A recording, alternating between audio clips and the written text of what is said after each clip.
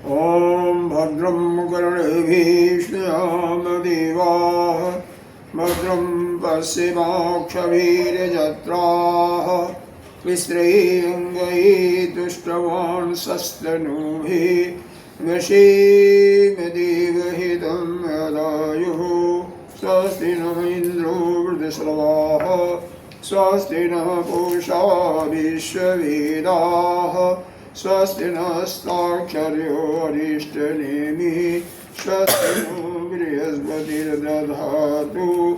ॐ शान्तिः शान्तिः शान्तिः। शङ्करं शङ्कराचार्यं केशवं बादरायणं श्रोत्रभाष्यकृतौ वन्दे भगवन्तौ पुनः पुनः। ईश्वरो गुरुरात्मेति मूर्तिभेदविभागिनी व्योमवद्व्याप्तदेहाय दक्षिणामूर्तये नमः। अखण्डमण्डलाकारं व्याप्तं येन चराचरं तत्पदं दर्शितं येन तस्मै श्रीगुरवे नमः। अज्ञानतिमिरान्धस्य ज्ञानाञ्जनशलाकया चक्षुरुन्मीलितं येन तस्मै श्रीगुरवे नमः। गुरुर्ब्रह्मा गुरुर्विष्णु गुरुर्देवो महेश्वरः गुरुर्साक्षात् परं ब्रह्म तस्मै श्रीगुरवे नमः।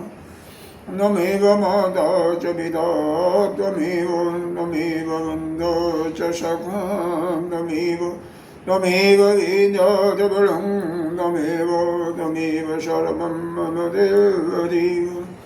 गजाननं भूतगणाधिसेवितं कपिध्वजम्बोफलचारुभक्षणम् उमाशतं शोकविनाशकारकं नमामि विघ्नेश्वरपादपङ्कजम्। अनंत श्री विभूषित नित्य प्रातः स्मरणीय वंदनीय अर्चनीय पूजनीय 1008 श्री पंचायती महानिर्वाणी अखाड़ा के वरिष्ठ श्रोती ब्रह्मनिष्ठ महामल्लेश्वर एवं उत्तर प्रदेश समाज के अध्यक्ष श्री श्री भगवान के चरणों में कोटि कोटि नमन बंदन।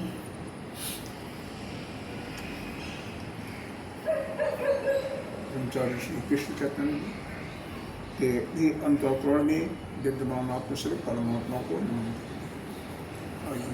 34वीं कर्ता पढ़ते हैं।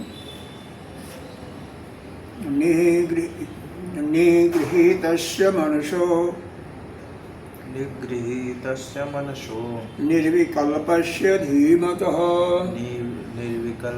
धीमतः प्रचारासतु विज्ञेयः सुषुप्ते अन्योन तत्समः।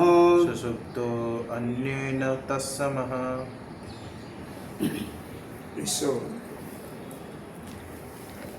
प्रकरण के अंदर इस कारिका के अंतर्गत हम लोगों ने कल थोड़ा सा भाष्य भी पढ़ा था, तो इसका अर्थ को एक बार पुनः देखते हुए भाष्य में जहाँ से छूटा था वहाँ चलते हैं। निगृहीतस्य मनसो, निगृहीतस्य कहते हैं जिसका मन निरुद्ध हो गया है। मतलब वह अवस्था होती है समाधि अवस्था, जिसमें मन जो है केवल उस अपने आत्म की तरफ ही लगातार उसी का चिंतन करता, उसी में, उसके अतिरिक्त और उसके मन में कोई विचार नहीं आता। बिल्कुल आत्मा को ही, यानी दूसरे रूप में आत्मा को देखने का, आत्मा का चिंतन करने का तात्पर्य यह है कि वह अपने स्वरूप में स्थित रहता है। उसका चित्त कभी बाहर नहीं जाता है, यानी संसार में नहीं जाता है, दैव भाव को नहीं प्राप्त होता है। तो जिसका मन यह इस प्रकार से निगृहीत हो गया है, यानी निरुद्ध हो गया है, निर्विकल्पस्य धीमतः, तो कहते हैं जो विज्ञान शून्य है तो उसका क्या हो जाता है, उसके मन के अंदर कोई कल्पना इत्यादि नहीं होती है। इसीलिए कहते हैं जो मन का जो मानसीय अवस्था है जिसमें मन शून्य हो जाता है, उसका मतलब वो निरुद्ध हो गया है और निर्विकल्प हो गया है, यानी न सारा मन का जो व्यापार है वो ठप हो जाता है। मन का काम क्या है? संकल्प विकल्पस्य मनः, संकल्प विकल्प दोनों का अभाव हो जाता है, क्योंकि वह अपने आत्मा में ही उसी में एकाग्र हो गया है।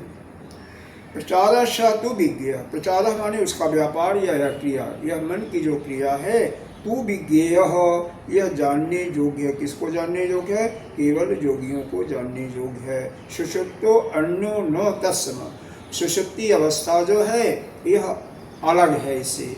यही प्रश्न उठेगा और पक्षी प्रश्न उठाएगा कि सुषुप्ति अवस्था में भी मन शांत हो जाता है, और पहले वैसे भी कई जगह बताया भी गया है मूर्छा में भी शांत हो जाता है और समाधि में होता है, तो दोनों एक जैसे है। तो यही यहाँ पर यह स्पष्ट कर रहे नहीं, दोनों में एक जैसा नहीं है। सुषुप्ति में जो मन की शांति होती है अन्य, वो अलग है, न तस्म, वह उसके समान नहीं है। इसके समान जो आपकी समाधि में होता है, विवेक पूर्वक समाधि में अब मन स्थित हो रहा है, तो उस अवस्था में और सुषुप्ति अवस्था में दोनों में अंतर है। तो वह दोनों में अंतर क्या है? सुषुप्ति अवस्था में जो है वह उसमें राग द्वेष आदि अनेक अविद्याकृत जो उसके अनर्थ सूचक जो फल हैं वह बीज रूप में विद्यमान रहते हैं। तो बीज रूप में विद्यमान रहते हैं, इसलिए वहाँ पर जो समाधि है वह समाधि निर्विकल्प यानी निर्बीज हो ही नहीं सकती है। और दूसरी समाधि जो है, जो ज्ञानियों की समाधि है, उसके अंदर यह जितना भी राग देश अविद्याकृत अनर्थ सूचक जो खड़ादि खड़रिपु हैं, उन सबका नष्ट हो जाता है, यानी उनका सब बीज नष्ट हो जाता है। वह निर्बीज समाधि या निर्विकल्प समाधि होती है। तो उसके अंदर मन कोई चिंतन व्यन का व्यापार बिल्कुल ही बंद ही रहता है। हालांकि व्यापार उस समय में दो अवस्थाएँ होती हैं, समाधि में और उसके बाद जो है तो समाधि में तो उसमें बंद रहती है, लेकिन समाधि के बाद तुरंत ही उसमें शुरू हो जाएगा। लेकिन इसमें तो आंखें भी खुली हुई हैं और आप सारा व्यापार करते हुए भी आप अपने स्वरूप में स्थित हैं। इसलिए कोई भी, और ये तभी संभव है जब जितने भी आपके विकार हैं शरीर के वह सब नष्ट हो जाए। अंतःकरण के सभी विकार, राग देश अविद्या अस्मिता राग देश और अभिनय सब नष्ट हो जाते हैं। बीज संस्कार भी नष्ट हो गए, तभी कोई वृत्ति भी नहीं होती है। इसका भाष्य हम लोग पूर्व पक्षी से था। तो पूर्व पक्षी का प्रश्न था, ननु सर्व प्रत्याभावे जादृशः सुषुप्तस्थ मनसः प्रचारः तददृश्य एव निरुद्धस्यापि। मतलब पूर्व पक्षी यह प्रश्न पूछ रहा है, यह तो आपने ठीक बता दिया, लेकिन यह सुषुप्ति में भी जादृशा मतलब उसी के समान, कैसे जो समाधि में होता है उसी के समान सुषुप्ति अवस्था में भी सारे प्रत्यय का अभाव हो जाता है। सब प्रत्यय भाव यानी सारा व्यापार जो है उसका अभाव हो जाता है। कहाँ से? मनसः, मन से सभी प्रकार के प्रत्ययों का अभाव हो जाता है। प्रचारः तथा दृश्य एवं निरुद्धस्यापि। तो यह जो है उसी प्रकार से जैसे आप बता रहे हो निरुद्ध अवस्था में सारे कार्यकलाप बंद हो जाते हैं, वैसे सुषुप्ति में भी बंद हो जाते हैं। प्रत्यय अभाव विशेषात्मक तत्र विज्ञेयम इति। करें जब सब कुछ व्यापार बन जाता है तो उसमें से प्रत्यय भाव, जब सारा प्रत्यय का अभाव हो जाता है, विशेषात् किम, तो विशेष रूप से यहाँ पर अविशेष, अविशेष संधि से हो जाएगा, अविशेष तत् किम तत्र विज्ञम। तो वहाँ पर अविशेष का मतलब वहाँ पर सामान्य रूप से, विशेष का मतलब विशेष रूप से। तो असामान्य रूप से मतलब जो कि हमेशा मन की दो अवस्थाएं होती हैं, एक तो सामान्य और एक विशेष। तो यह सामान्य रूप से मन है। तो वहाँ पर क्या जानने योग्य है? विज्ञेयम इति, क्या जानने योग्य है? वहाँ पर दोनों में विरोधाभास का है, कैसे हो रहा है? इसके कहने का मतलब यही है कि सुषुप्ति अवस्था और समाधि अवस्था दोनों में एक ही जैसे व्यापार और मालूम भी होता है, एक जैसा व्यापार हो रहा है, लेकिन अंतर यह है कि वहाँ पर बिना विचार के हो रहा है, वहाँ पर विचारकों के विचार का, इसलिए क्योंकि वो अपने आत्मस्वरूप में स्थित है। तो वहाँ पर बाहर के दुनिया का दैत का बिल्कुल अभाव हो चुका है, उसका बीज ही नष्ट हो चुका संस्कार का। यह दोनों में अंतर है। तो वही उसी को स्पष्ट करने के लिए आगे भाष्यकार जी यानी अपने आदिगुरु शंकराचार्य जी उत्तर दे रहे हैं। अत्र उच्यते, तो अब हम बताते हैं क्या, न एवं, दोनों में एक ऐसी स्थिति नहीं है। न एवं, ऐसा नहीं है, जैसा आप कह रहे हो वैसा नहीं है। क्यों करें, जस्मात् सुषुप्ते अन्य, सुषुप्ति अवस्था में और अन्य, क्योंकि वह सुषुप्ति अवस्था कैसी है, प्रचारो अविद्या मोहतम ग्रस्तम, तो वह कैसे है, अविद्या से युक्त है, अविद्या और मोह से युक्त है। अविद्या होगी तो मोह भी होगा, उससे ग्रस्त होगी। और नाना रूप के जिसकी वासनाएं जो हैं, राग द्वेष काम क्रोध इत्यादि, सभी बीज रूप से वहाँ पर रहती हैं, उनका नष्ट नहीं होता है। सभी प्रकार का व्यापार सुषुप्ति में होता ही रहता है। और अनर्थ प्रवृत्ति बीज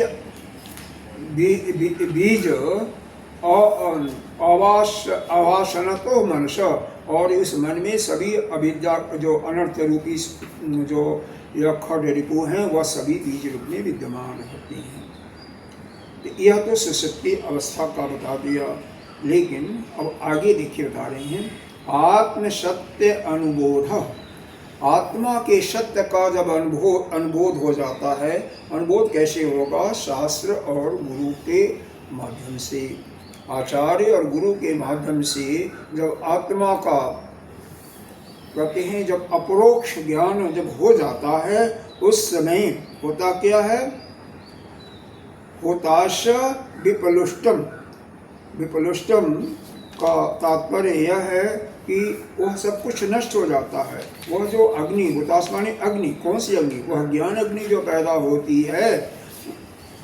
ज्ञान अग्नि कैसे पैदा होती है यहाँ पर तो बताया नहीं, लेकिन उसको यही है, ज्ञान अग्नि पैदा होती है, वह दृष्टाकार वृत्ति बनती है, या ब्रह्माकार वृत्ति बनती है, या भगवताकार वृत्ति, तो उससे ज्ञान की वृत्ति ही जो प्रकाशमय होती है, और वह जो ज्ञान की वृत्ति उत्पन्न होती है वह अग्निकृत होती है, क्योंकि वह अविद्या का नाश करती है और साथ ही साथ पूर्व संस्कारों को भी नाश करती है। तो यह जो ब्रह्माकार वृत्ति बन रही है, कैसे बनती है, जब आपको आत्मा का बोध हो गया, कैसा, अपरोक्ष ज्ञान हो गया। और कैसे ज्ञान होगा, केवल गुरु और आचार्य के माध्यम से, आचार्य और शास्त्र के माध्यम से। तो वह बोध होने पर जो आपका यह बीज, जो अविद्या के जनित जो अनर्थ प्रवृत्ति बीज थे, यह सब नष्ट हो जाता है, जल जाता है। और निरोध्यास्य अन्न एवं प्रशांत सर्व क्लेश रजसा स्वतंत्र प्रचार, और उस समय मन जो है बिल्कुल निरुद्ध हो जाता है, क्योंकि सभी प्रकार के क्लेश सब नष्ट हो जाते हैं। कोई क्लास उसका किसी का बीज नहीं रहता है वो। इसीलिए यह योगियों को विशेष रूप से जानने के लिए योग्य है। स्वतंत्र प्रचार, यह स्वतंत्र रूप से, मन अस्वतंत्र कब होता है, जब उसके अंदर संस्कार नाना प्रकार के जन्म जन्मांतर के मल पड़े रहते हैं, तो स्वतंत्र नहीं होता है। क्योंकि तो सर्व क्लेश, क्लेश 5 प्रकार के क्लेश होते हैं। पहला ही है विद्या, दूसरा है अस्मिता, तीसरा है राग, चौथा द्वेष, पांचवा अभिनिवेश। अविद्या का मतलब यह जो है अनात्मा को आत्मा जान बैठ लेना, अशुचि अपवित्रता को पवित्र जान लेना, दुख को सुख समझ लेना, और कितना हुआ, अनात्मा अनित्य को नित्य समझ लेना, और पांचवा जो होगा ये जो शरीर इत्यादि अनात्मा, ये हो गया नहीं हो गया। अनात्मा को पहला हुआ नित्य को, अनित्य को नित्य समझ लेना, दूसरा शुचि को अशुचि समझ लेना, तीसरा दुख को सुख समझ बैठना, चौथा अनात्मा को आत्मा समझ लेना, और एक चीज़ और है इसमें, अविद्या, अविद्या तो सभी का है ही है। अविद्या नहीं है तो अविद्या को ज्ञान समझ लेना, विद्या समझ लेना, तो ये पांचों चीज़ें होती हैं। तो सभी इसमें ये जो हमें ब्रह्माकार वृत्ति बनती है और उससे ब्रह्माग्नि जब पैदा हो जाती है तो सभी क्लेशों का नष्ट हो जाता है, प्रशांत। और वह मन शांत ही नहीं होता बल्कि प्रशांत, अच्छी तरह से शांत हो जाता है। प्रशांत का मतलब उसके सभी जितने भी क्लेश हैं अविद्याजनित सभी नष्ट हो जाते हैं, उनका बीज भी नष्ट हो जाता है। जैसे भुना हुआ चना पुनः नहीं जब उसमें अंकुर निकलता है, उसी प्रकार से सभी बीज इसके नष्ट हो जाते हैं। इसका सविज्ञातुम इति कह रहे हैं तस्माद युक्त, इसलिए उचित ही कहा गया है कि वही निरुद्ध मन ही, यानी जो समाधि की अवस्था है योगियों की, वही जानने योग्य है। इसका यही अभिप्राय है। तो यह दोनों में अंतर बताया गया, एक तो समाधि और सुषुप्ति में। मोक्षा को भी सुषुप्ति जैसे ही ले लो, क्योंकि उसमें भी सभी विद्या अविद्या के संस्कार पड़े रहते हैं, विद्या वहाँ से नष्ट नहीं होती है, तो सारे संस्कार पड़े रहते हैं। इसलिए उसको हम मन शांत होता है लेकिन प्रशांत नहीं होता, मतलब बीज उसके नष्ट नहीं होते हैं दोनों में। इसलिए जानने योग्य क्या है, जो निरुद्ध अवस्था है यानी जो समाधि है वही जानने योग्य है। इसके बाद अगली वर्ग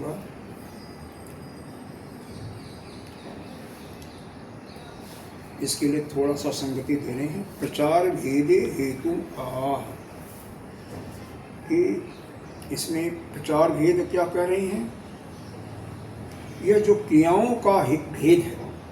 प्रचार भेदी, प्रचार मतलब व्यापार, व्यापार का मतलब क्रिया।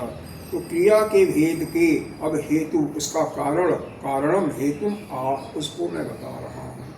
क्या प्रचार का हेतु है यानी क्रिया का क्या भेद है, तो उसको बता रहे हैं। मतलब उसी प्रकार से सुषुप्ति और निरुद्ध अवस्था में दोनों में जो क्रिया का भेद है उसी को पुनः स्पष्ट और अच्छी तरह से करें। का 35 में लीयते ही सुषुप्ते, लीयते ही सुषुप्ते, तन्निगृहीतं न लीयते, तन्निगृहीतं न लीयते, तदेव निर्भयं ब्रह्म, तदेव निर्भयं ब्रह्म, ज्ञानालोकं समन्ततः, ज्ञानालोकं समन्ततः। लीले का मतलब होता है लीन हो जाना या एक ही भाव हो जाना।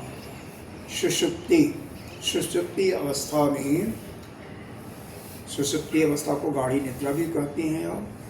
तो वहाँ पर सुषुप्ति अवस्था में क्या होता है, उसमें यह देखिए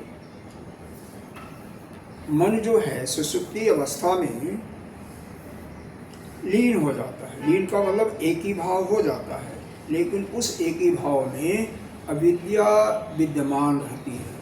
तो उस अविद्या के फल स्वरूप वह मन लीन होता हुआ मालूम पड़ता है, मन शांत होता हुआ मालूम पड़ता है, लेकिन अंदर से अंतःकरण में अविद्या ज्यों का त्यों बनी रहती है। उसमें कोई अंतर नहीं होता, क्योंकि अविद्या का भी पड़ा हुआ है। जगने के बाद पुनः अविद्या में तुरंत ही चले जाते हैं वह अब। लेकिन जो नित्य सदा जो उसमें रहते हैं, क्या बोलता है, समाधि में रहते हैं, और बीच बीच में अगर थोड़े समय के लिए वह लोक व्यवहार भी करते हैं तो वह अविद्या में नहीं जाते हैं, वो अपना उनका ध्यान वहीं अपने आत्मा में ही रहता है। तत् निगृहीतम न लियते, तत् मतलब कह रहे हैं उसके, किंतु उसके, निगृहीतम का मतलब निरुद्ध, यानी वही मन जब आपका निरुद्ध हो जाता है तो न लियते, तो वह एक ही, वह अविद्या के फलस्वरूप एक ही भूत नहीं होता है, मतलब उसमें अविद्या समाप्त हो जाती है, तो उसमें वह लीन नहीं होता है। तदेव निर्भयम ब्रह्म, उसी को आप क्या समझो, तद एव, वह जो ब्रह्म ही वही है, क्या है, वही निर्भय है, ब्रह्म है, वही निर्भय है, वही ब्रह्म है। ज्ञानालोकम, ज्ञानालोकम का तात्पर्य है कि ज्ञान से युक्त, ज्ञान और प्रकाश, प्रकाश है ना, प्रकाश स्वरूपा है, तो वह प्रकाश भी है और प्रकाश चारों तरफ फैला हुआ है, तो उसी इसका नाम दिया ज्ञान प्रकाश। ज्ञान प्रकाश अलग अलग तो सर्वत्र वही है, और क्या, तो भय से रहित हो गया, ब्रह्म है, और ज्ञान से युक्त ही है, तो वह क्या रहता है, समन्ततः, उस समय वह अपने स्वरूप में ही, यानी उस ब्रह्म स्वरूप में ही रहता है। मतलब यह हुआ कि जब आपका मन बिल्कुल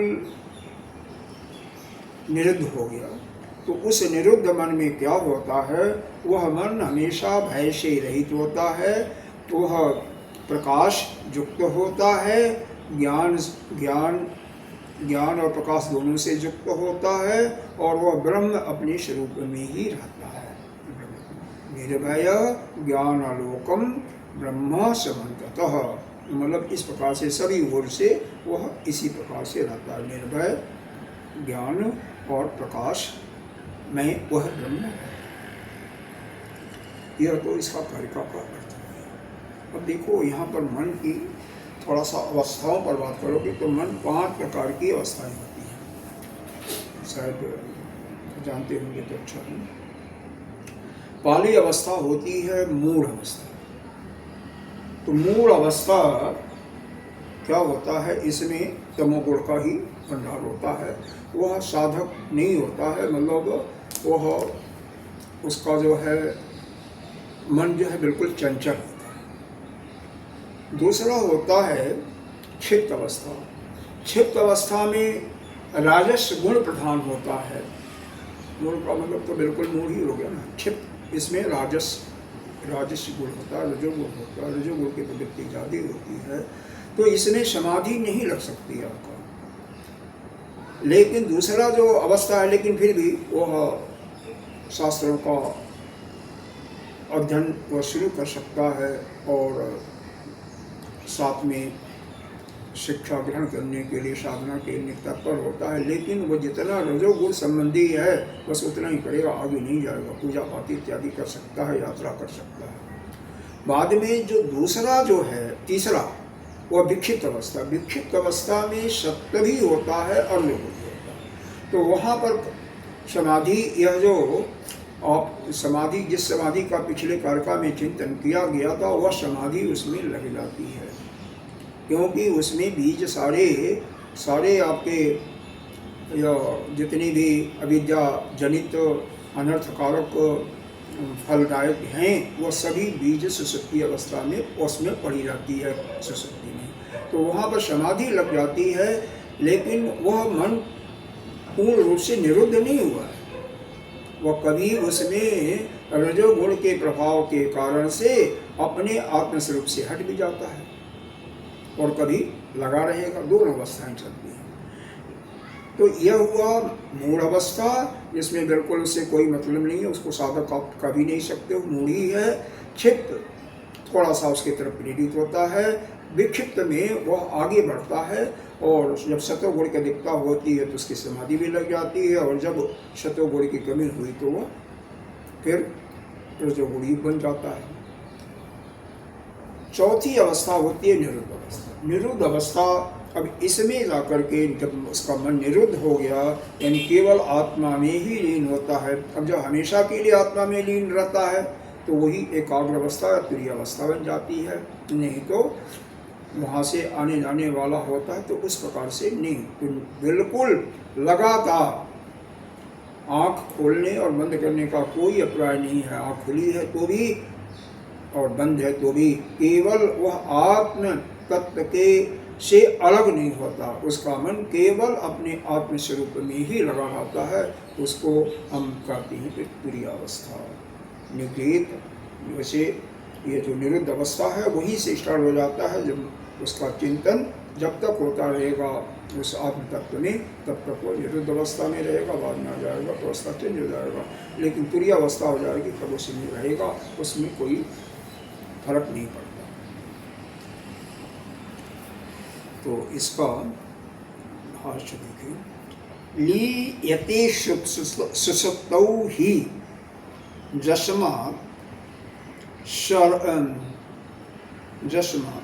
सर्वाभिः अविद्यादि प्रत्यय बीजवासनाभिः सह तमो रूपम अविशेष रूपम बीजम भाव अपपद्धति। कह रहे हैं उस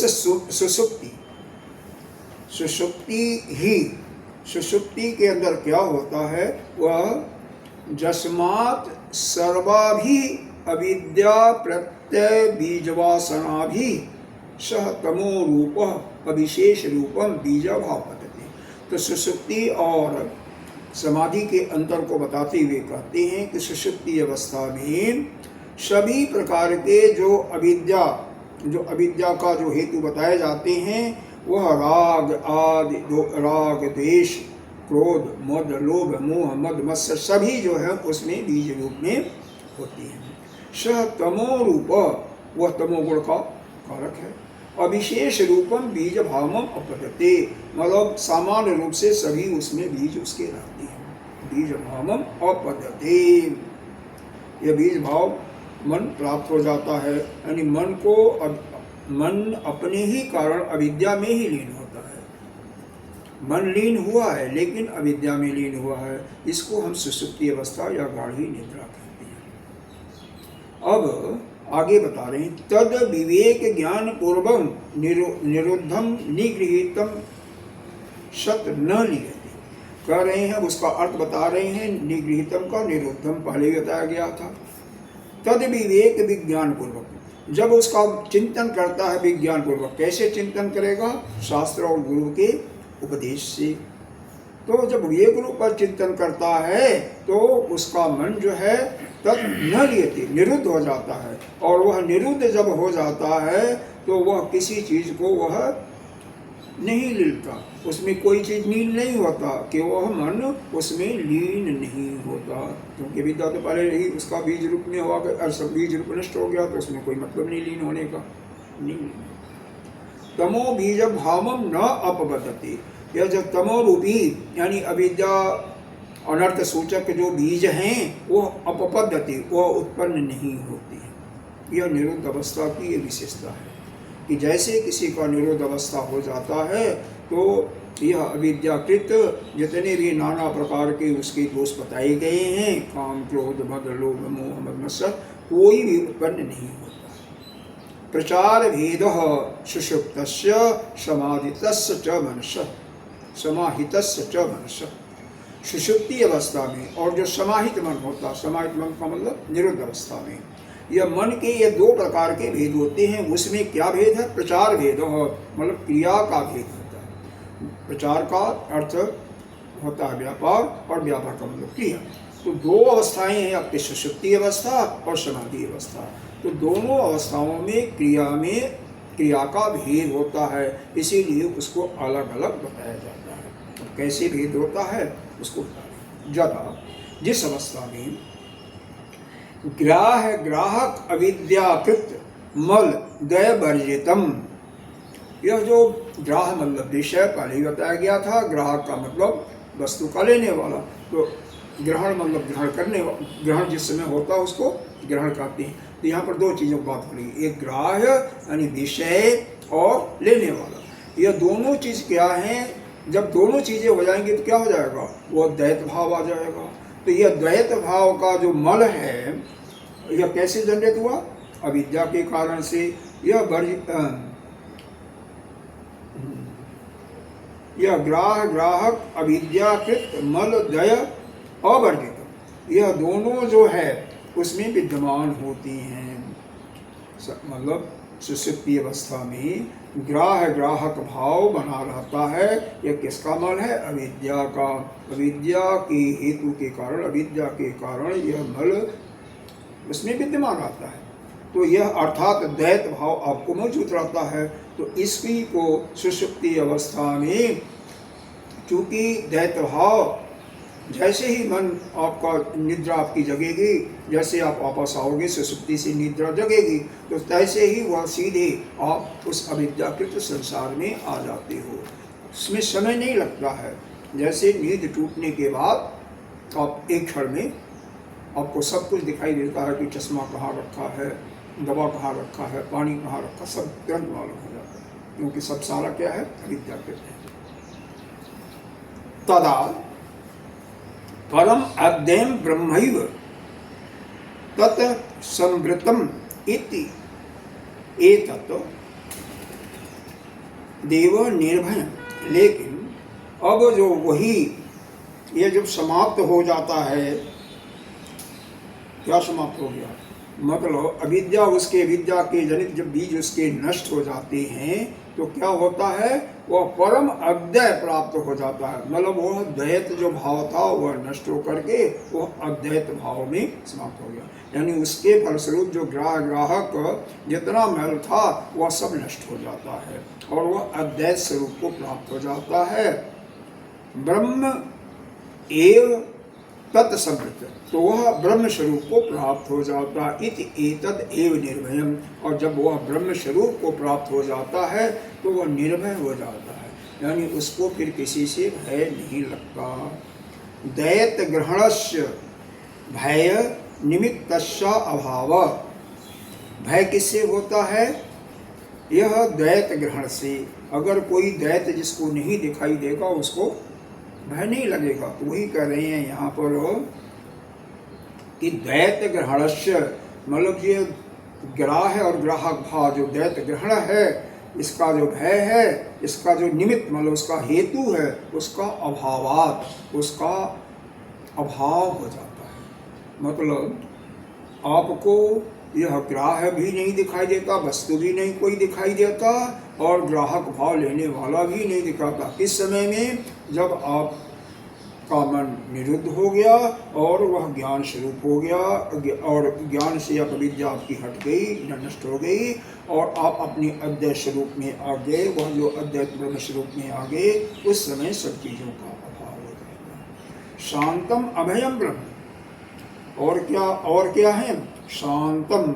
शांतम का मतलब द्वैत से बिल्कुल वर्जित हो जाता है, फिर आपको द्वैत नहीं दिखाई देगा, द्वैत वर्जित। अभयम, और आप भय शून्य भी हो जाते हो, अभय हो जाते हो। जत विद्वान विभेद कुतश्चन, कह रहे हैं फिर जब क्या होता है तो उसी का फिर विशेषण बताते हैं विद्वान लोग। कुतश्चन कैसे, तदेव विशेषते, तो यह हो गया ना, ब्रह्म शांत और अभय हो गया, जिससे बताने वाले पुरुष को किसी से भय नहीं होता। तब विद्वान विभेति, मतलब वह जो विद्वान उसको प्रकाशित करते हैं, कुतश्चन, इसका कुछ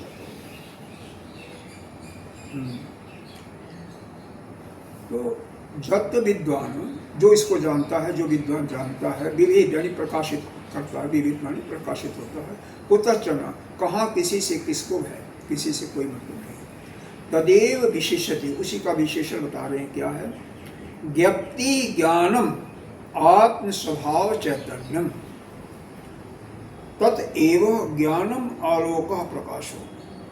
मतलब वह ज्ञान को ही ज्ञप्ति कहते हैं, यानी ज्ञान ही वह पूर्ण रूप से व्याप्त रहता है।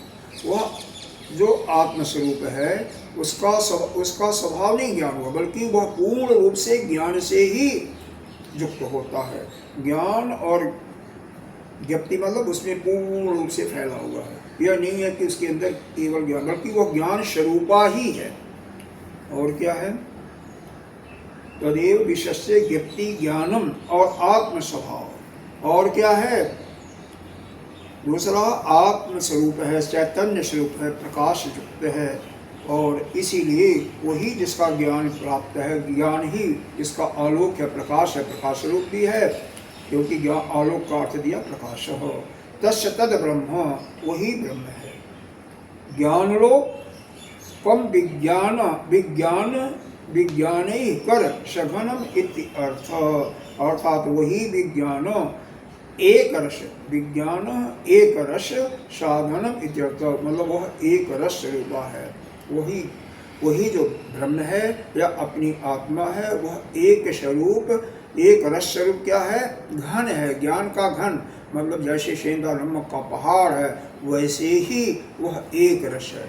ऐसा नहीं है कि यहाँ है वहाँ नहीं है, इस समय है वहाँ नहीं, वह बिल्कुल ज्ञान से युक्त भरा हुआ। इसीलिए इसको कहा एक रस ज्ञान घन स्वरूप, ज्ञान से युक्त है, घन स्वरूप। समन्ततः, तो जब एक घन हो गया तो क्या हुआ? समन्ता सर्वतो व्योमय, व्योम कहते हैं आकाश, व्योमवत, व्योमवत नेत्रेण, नेत्रेण कहते हैं सदा सर्वदा। तो सर्वदा वह क्या होता है? वह आकाश के जैसे, वह आकाश के समान व्यापकम इत्यर्थ। तो आकाश क्या है? बाहर भीतर अंदर सब जगह आकाश ही आकाश है। जैसे घट में भी आकाश है और घट के बाहर भी, मठ के बाहर भी आकाश है। उसी प्रकार से वह आत्मा, वह जो है ज्ञान स्वरूपा है, सब जगह अंदर बाहर चारों तरफ वह विद्यमान होता है। इसका यही अर्थ है। वह सर्वत्र व्यापक हो जाता है, विभू हो जाता है। तो यह आत्मा का स्वरूप है। मतलब यह है कि जब तक हमारे अंदर अविद्या रहेगी और अविद्या जनित जितने भी अनर्थ सूचक खड़गु बताए गए हैं, काम क्रोध लोभ मद मोह मत्सर इत्यादि, तो यह जब तब तक रहेंगे तब तक आपकी समाधि, वह जिस समाधि की चर्चा हो रही है, योगियों की समाधि की नहीं, योग या अष्टांग योग वाले लगाते हैं, उस समाधि की बात नहीं हो रही है।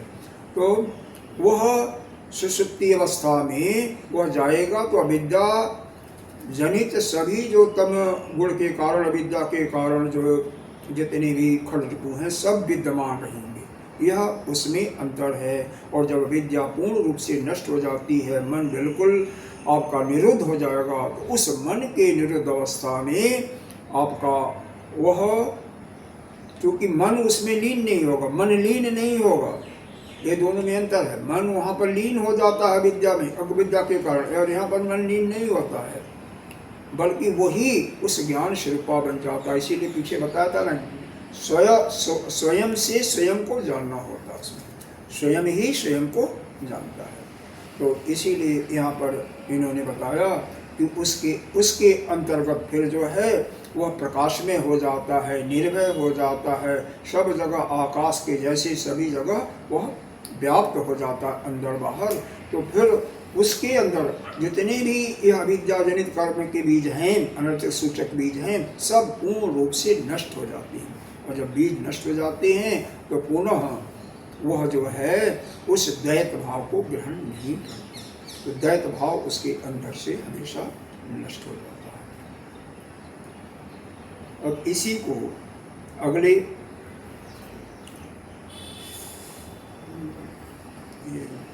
अगले कारका में और स्पष्ट करेंगे, यही चीज़ें हैं। तो आइए अगले कारका पढ़ते हैं, नाटक को देखते हैं, अभी टाइम हो जाएगा।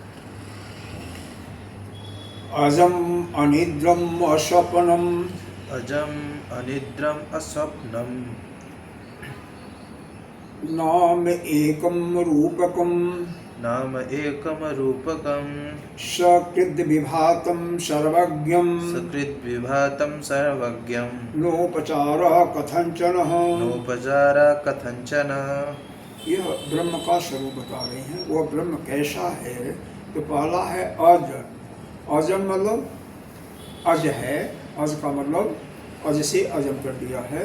अज का मतलब वह जन्म और मृत्यु को प्राप्त होने वाला नहीं है, वह अजन्मा है। अनिद्र, अनिद्रम का मतलब जो है वह निद्रा से भी रहित है, निद्रा से भी रहित है। निद्रा क्या मतलब क्या हुआ? यह जो अविद्या है, अज्ञान रूप है, अविद्या से रहित है। मतलब यह निद्रा का मतलब उसके अंदर अज्ञान का कोई भी लेश मात्र भी नहीं है, केवल वह ज्ञान स्वरूपा है, ज्ञान घन है, एक रस है, उसमें अविद्या नहीं है। किसमें? अपने आत्मा स्वप्न, उसमें है ही नहीं निद्रा। और स्वप्न, अरे भाई तो स्वप्न भी नहीं है, तो स्वप्न से भी शून्य हो गया। और क्या है? अनामकम, अरे वो उसमें नाम भी कोई नहीं है, क्योंकि वह तो उपाधि से रहित है, क्योंकि वह तो एक ही है ना, सभी प्राणियों में वह आत्मा एक ही है, उसका नाम भी नहीं है कोई। अनामकम अरूपकम, और उसका कोई रूप भी नहीं है, न तो कोई नाम है न तो कोई रूप है। तो अपना आत्मा जो है, या जो ब्रह्म कहिए, परम ब्रह्म कहिए, एक तो जन्म मृत्यु से रहित है, वह अनिद्रम, अज्ञान से अविद्या से बिल्कुल रहित है। और स्वप्नम, और स्वप्नम का अर्थ यहाँ पर दूसरे रूप में लेते हैं, मन से भी रहित है, क्योंकि मन तो उसका मनसी भाव प्राप्त हो जाता है, मन में कोई क्रिया नहीं होती है, और यहाँ पर स्वप्न से शून्य दिया हुआ है। लेकिन इसका वो भी अर्थ होता है कि मन ही समाप्त हो जाता है, मन रहता है, इसका मतलब ये नहीं, लेकिन वह समान रूप से रहता, विशेष रूप से नहीं रहता, उसमें कोई चिंतन नहीं होता, कोई वृत्ति नहीं होती। तो अस्वप्नम, नाम भी, उसको उपाधि भी नहीं है, और न तो उसका कोई रूप है, क्योंकि जिस किसी का मान लो कोई चींटी में जो आत्मा गया, तो चींटी का आत्मा और हाथी का आत्मा तो एक ही है ना, तो रूप कोई नहीं होगा, तो जहाँ रहता है वैसे ही आकार होता है। शक्तित विभातम, विभातम का मतलब प्रकाश होता है, पीछे भी शायद आया था विभातम, कल उसमें भाषण में था। शक्तित मतलब सर्वदा, यानी नित्य, वह क्या है? प्रकाश स्वरूप है, वह आत्मा हमेशा क्या है? प्रकाश है। सर्वज्ञम, वह सर्वज्ञ का मतलब यहाँ पर वह सबको जानने वाला नहीं है, सर्वज्ञ नहीं है, बल्कि वह भी ज्ञान स्वरूप है, क्योंकि ज्ञान और उस आत्मा से दोनों अलग अलग नहीं है, उसका विशेषण नहीं है। तो वह आत्मा जो है ज्ञान स्वरूपा हो गया, और वही नित्य प्रकाश हो गया। न उपचारा कथंचन, किसी भी व्यापार का प्रचार मतलब उसमें व्यापार नहीं होता, मतलब उस आत्मा के अंदर किसी प्रकार की व्यापार का मतलब कोई क्रिया भी नहीं होती, और मैं तो कुछ करता नहीं, पहले भी हम लोग पढ़े हैं कहीं कहीं कि आत्मा तो निष्क्रिय है, कोई क्रिया नहीं होती है, वह निरवय है, कोई उसके अंग भी नहीं है, सवय का मतलब अंग होते हैं।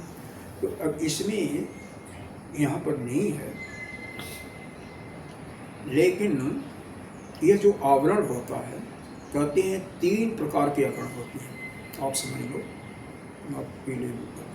पहला होता है असत्तापद, असत्तापाद या पद कही, असत्तापाद जो है यह परोक्ष ज्ञान भी हो गया, जैसे आपको पढ़ लिया, आचार्य से सुन लिया, लेकिन वह अनुभव नहीं हुआ, तो उससे ये इस आवरण का नाश हो जाता है। लेकिन 2 आवरण और हैं, एक अभानापाद और एक आनंदापाद। यह दोनों आवरण जो हैं, जब तक आपको अपरोक्ष ज्ञान आत्मा का नहीं होता, तब तक यह नष्ट नहीं होते हैं, तब तक वह आपका वह समाधि नहीं लगती है। यह कब होगा? जब अपरोक्ष ज्ञान हो जाता है आत्मा का, यानी आपको अनुभव हो जाता है, तभी यह नष्ट होते हैं, और उसी समय आपकी वह समाधि, जिस समाधि की यहाँ पर चर्चा करें, जोगियों की समाधि की नहीं, जोगी शब्द यहाँ भी दिया हुआ है, लेकिन ये वेदांत की समाधि है, जो कि आंखें खुली हुई हैं या बंद हैं, इससे कोई तात्पर्य नहीं है, लेकिन सदा वह अपने आत्मा का ही चिंतन करता रहता है, बाहर कुछ क्रिया भी करता है तो भी उस क्रिया के बाद वह स्वयं अपने चिंतन में ले जाता है, वह बाहर नहीं जाता। तो ऐसी समाधि की बात हो रही है, तो जो कि नित्य निरंतर लगी रहती है। तो इसमें यह बताया गया कि अपरोक्ष ज्ञान से ही निवृत्त होना, इसका मतलब पूर्ण रूप से मन को निरुद्ध करने के लिए यह आवश्यक है कि उस आत्मा का हमें अपरोक्ष ज्ञान हो। तो अब भाष्य देखिए, जन्म निमित्त अभाव तत्सायाभ्यंतरम अजम। वह आत्मा के फिर गुण को बता रहे हैं, इसमें अजम का अर्थ बता रहे हैं। अजम का क्या है? जन्म का जो हेतु है, जन्म का हेतु क्या होता है? पाप पुण्य होता है। पाप पुण्य से ही जन्म होता है। अभावात, तो उसका पूरा पूरा अभाव है। स बाह्याभ्यंतरम, बाहर भी है और अंदर भी है, इसीलिए उसको अजम कहा गया। तो अजम कहने का कारण यही है कि वह उसका जन्म नहीं होता है, जन्म निमित्त का जो कारण रूप है वह उसके अंदर होता ही नहीं, और बाहर भीतर सभी जगह है। अविद्या निमित्त ही जन्म। अब अविद्या से रहित है। अब जब अविद्या से रहित है तो वही बता रहे हैं कैसे उसका जो जन्म मालूम भी होता है, जैसे जीव का जन्म होता है, वह रज्जु सर्पवत इति वोचा। वह जैसे रज्जु में सर्प होता है ना, उसी तरह से उसको आप मान लीजिए। जैसे रज्जु में सर्प दिखाई देता है, वह अविद्या के कारण से दिखाई देता है, तो यह जीव वह भी तो आत्मा ही, उसको आत्मा जीवात्मा कहते हैं ना। उसका जो जन्म होता है वह जैसे रज्जु में सर्प दिखाई देता है, सर्प का अभाव होता है, वैसे ही जो यह जन्म होता है जीव का, वह वास्तव में कल्पित जन्म होता है, वास्तव में जीव कोई है नहीं। यह इसने बताया अविद्या निमित्तम ही जन्म, अविद्या के कारण ही जन्म होता है, जैसे रज्जु सर्प इत्यादि। सा च अविद्या आत्मसत्यान अनुबोधेन। अब उसी जीवात्मा का जब सत्य का ज्ञान हो जाता है, सत्य का पूर्ण रूप से बोध हो जाता है, कैसे होता है? फिर वही उठा लीजिए आचार्य और शास्त्र के श्रवण मनन निध्यासन से। जब उपनिषदों का श्रवण किया या ब्रह्मसूत्र का श्रवण मनन निध्यासन किया और श्रीमद् भगवत गीता का प्रस्थान, एक का भी करने से हो जाता है, ऐसी बात ही नहीं है। लेकिन हम लोग कलयुगी पुरुष हैं, हम लोगों का मन उतना, या जो बुद्धि है ना उतनी तीव्र नहीं है, इसलिए नहीं हो पाता। अरे छांदोग्योपनिषद में आया ना, श्वेत केतु को 9 बार बताना पड़ा था। तो हम लोग अगर 10 उपनिषद हैं, 10 बार पढ़ते हैं, 20 बार पढ़ते हैं तो कोई बात नहीं, क्योंकि उस समय की बातें सतयुग में जब 9 बार पढ़ाना था तो हम लोग को कहाँ से, लेकिन फिर भी रास्ते पर चलते रहे।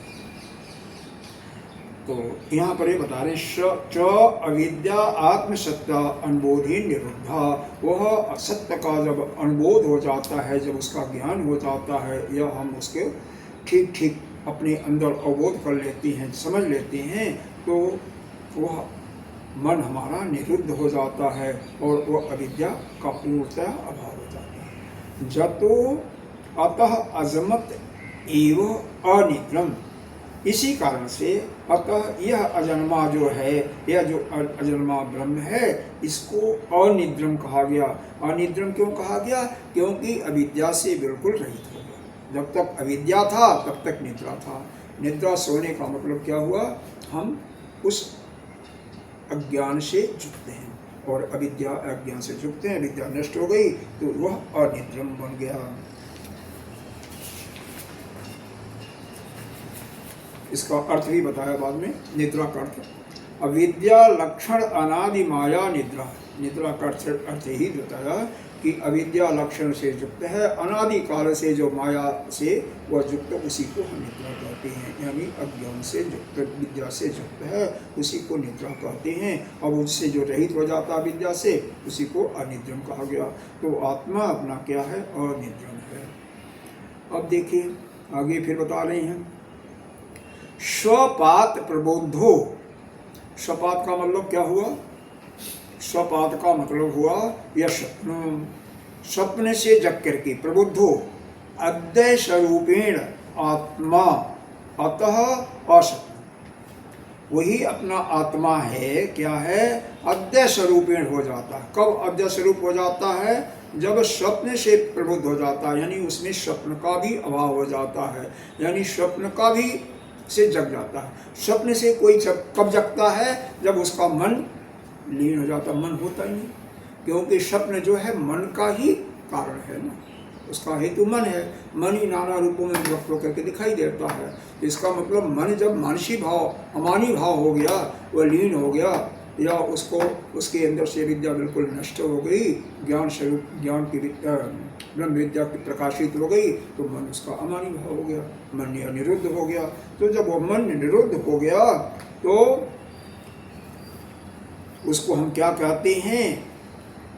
अद्वय स्वरूप हो गया, और जब अद्वय हो गया यानी द्वैत का बिल्कुल पूरा अभाव हो गया, तो वही हो गया आपका असपनम। अप्रबोध कृते हस्य नाम रूपे प्रबोधाच्च ते रज्जु सर्पवद विनिष्टे इति न नामना अवधीयते। अब यहाँ पर ये बता रहे हैं अप्रबोध कृते, प्रबोध माने जागना, हास्य माने विद्वान। तो ये विद्वान क्या कहते हैं, नाम रूप का अभाव का उसके लिए बता रहे हैं। नाम रूप प्रबोधाच उसके लिए बता रहे हैं। क्या है,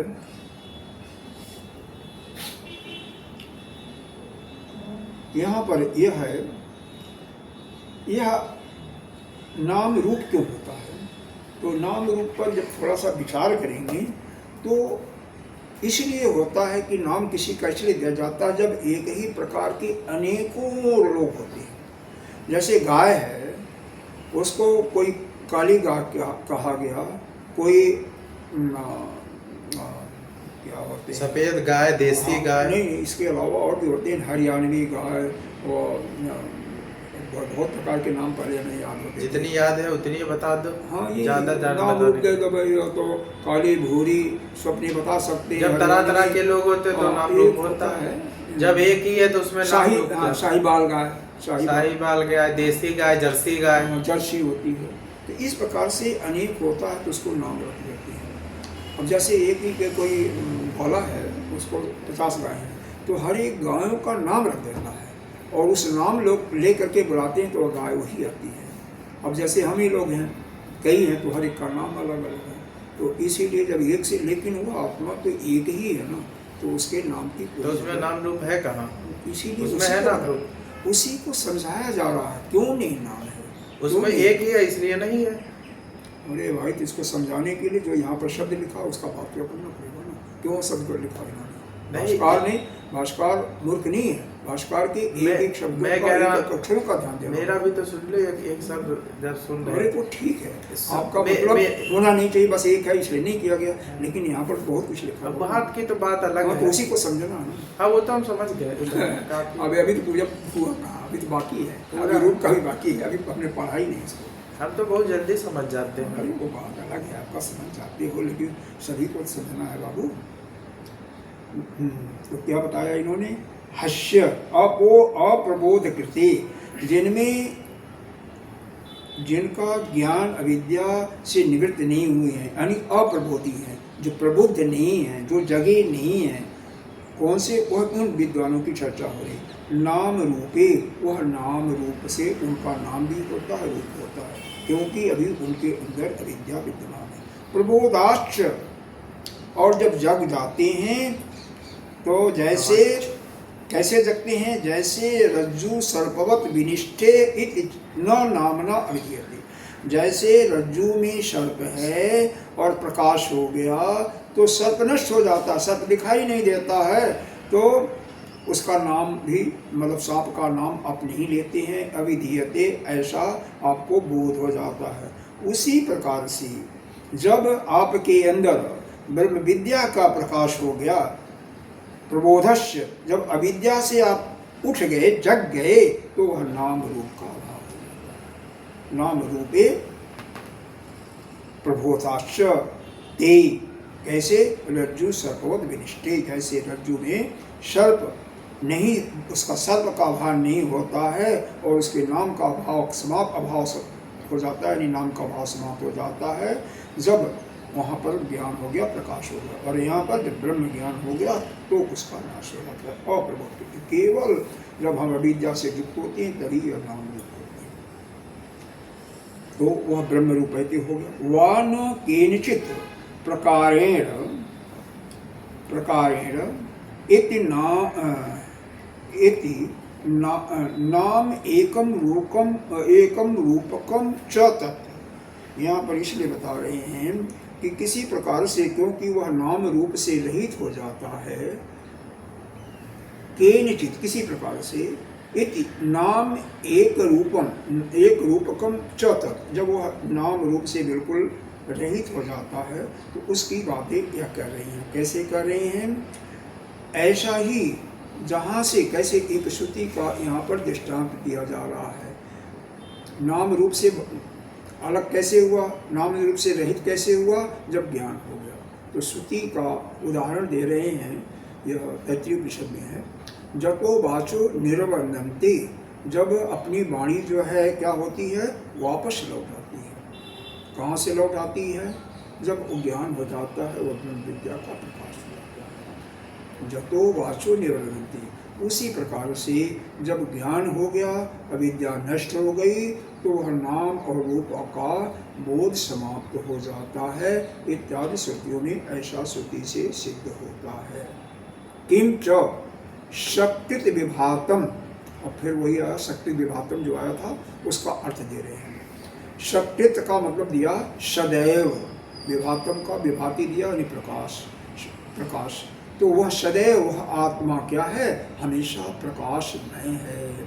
सदा सदा भारूपम ग्रहण, सदा वह प्रकाशित है, वह ऐसा है कि वह हमेशा प्रकाशित है।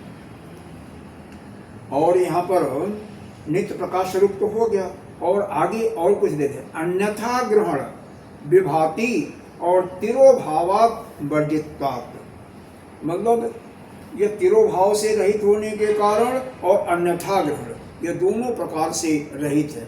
न तो अन्यथा ग्रहण हो रहा उसमें, और न तो तिरोभाव से। तो यह शक्तित्व मतलब यह हमेशा प्रकाशित है।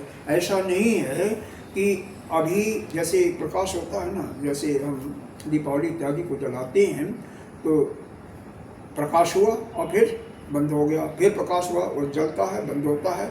तो ऐसा नहीं है, अन्यथा भाव नहीं है, ऐसा है। तो वह लगातार जल, एक बार जल गया तो जलता ही रहा।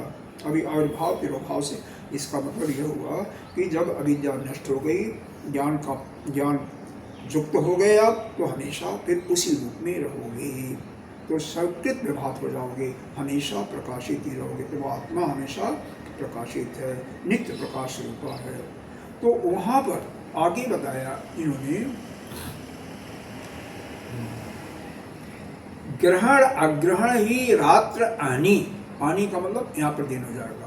तो वह जो रात्र दिन यानी 24 घंटे जो ग्रहण है या अग्रहण, भाई ग्रहण कोई वस्तु हो रही है या नहीं हो रही है, तो यह जो ग्रहण करने की दिन और रात्रि है, तो यह क्या होता है, तमस्य अविद्या लक्षणम, यह क्या है, अविद्या रूप जो अंधकार है। यह किसका है, यह जो अविद्या रूप से, तम का अर्थ लिया अविद्या रूप से नहीं, और तम रूपी अविद्या लक्षण से युक्त तथा प्रभावते कारणम, सदा वह ब्रह्म के तद अभावात नित्य चैतन्य भाव रूपत्वाच युक्तम सकृत भातिम इति।